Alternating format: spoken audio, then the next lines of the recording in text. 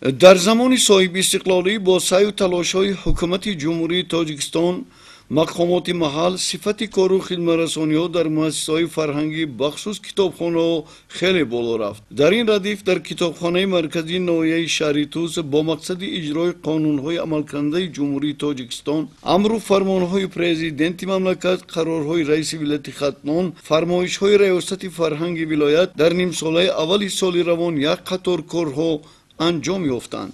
کتاب یک سرچشمه تاریخی و فرهنگی برای تمام خلق و ملت‌های دنیا محسوب می‌یابد که توسط کتاب انسانیت از گذشته خود با خبر می‌گردد، تاریخ و فرهنگ خود را می‌آموزد.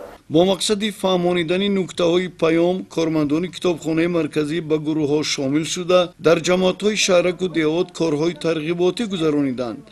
همچنین با مقصد تطبیق نقشه چهاربینی عاید به سال فرهنگ کتابخوانی که با اقدام رئیس ولایت ختنان دولتعلی سعید پای عمل قرار دارد، در محله و دیهات ناحیه برای بالا برداشتن ذوق کتابخوانی با اصول خانه به خانه کار را برآمدند.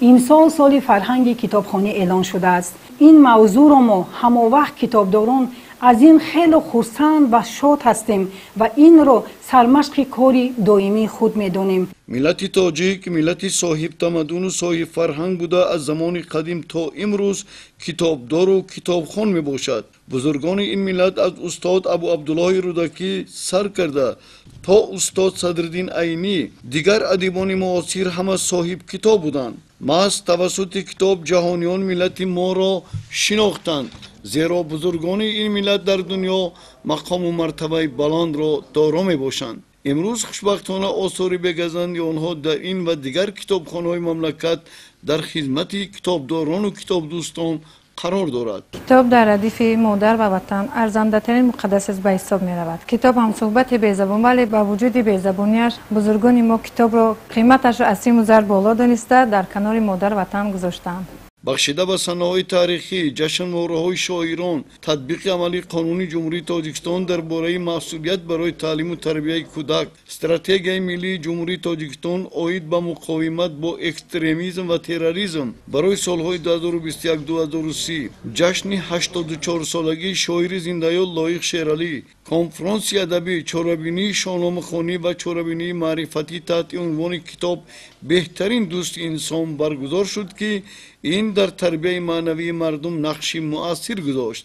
با اقدام بخش جوانان ورزش و سیاحی ناحیه در همکاری با کارمندان کتابخانه مرکزی در باغ فرهنگی فراغتی به نام توس ناحیه شهری توس چهاربینی فرهنگی کاروان کتاب برگزار گردید که بیش از 150 نفر جوانان گیرندگان استیپندیاهای پرزیدنتی شرکت ورزیدند. رهبریت ناحیه و بخش فرهنگ از این اقدام صمیمانه پذیرایی نمودند. حسی بلندی مسئولیت وطنداری رو آوردن به کتاب و کتابخوانی صف دوستداران کلام بده را زیاد نمود. در برابر این با اقدام و دستگیری صاحبکاران وطنی کتابخانه‌های نو بنیاد یافته این مؤسسه‌های فرهنگی را در خدمت ساکنان محل قرار می‌دهند. صاحبکار نصرت خالف در دهه پخت آبادی جماعت دیهات پخت آبادی ناحیه شهری توس کتابخانه دیهاتی بنیاد نمود. این کتابخانه سال 2015 تأسیس یافته عبارت از 2 اتاق می باشد. با گوشه های مخصوص مجهز گردیده در رفای کتابخوانی 2129 کتاب محفوظ بوده در خدمت کتاب دوستان قرار دارد. در 6 ماه سال روان زیاده از 343 نفر اعضا شده 1171 نفر به کتابخانه آمد و رفت داشتند. جانبداری از سیاست سازنده بنیادکار از جانب صاحبکارانی با ننگ و ناموس دیار باعث سرفرازی است. عین حال در این کتابخانه خوانندگان خیلی بسیارند. در این کتابخانه خوانندگان به آزمون‌ها تیاری همه جانبه دیده ایستادند. ما نیت داریم که در آینده از اهل جامعه، از آموزگاران، از طرف آموزگاران کتاب‌های این کتابخانه رو زیادتر نماییم. در جماعت دیهاتی تاجداران کتابخانه دیهاتی عمل کرده آن دارای کتاب‌های گوناگون میباشد. از این مخزن معرفت کتاب دوستان کتاب‌های دلخواهشان رو پیدا کرده میتوانند. کتابخانه به جای دوست داشته ترین مردم فرهنگ پروری جماعت تبدیل یافته است. از اون روزی که محترم پیشوای ملتمون آزمون فروغ صبح دانایی کتاب است یعنی آغاز گردید، فکر میکنم که توجه مردم، توجه کودکان به کتاب و کتابخانه زیاد گردید. من خودم شخصا شاهد هستم که در من همین کتابخانه دهاتی یک روزی نیست که در همین کتابخانه کودکان نباشند.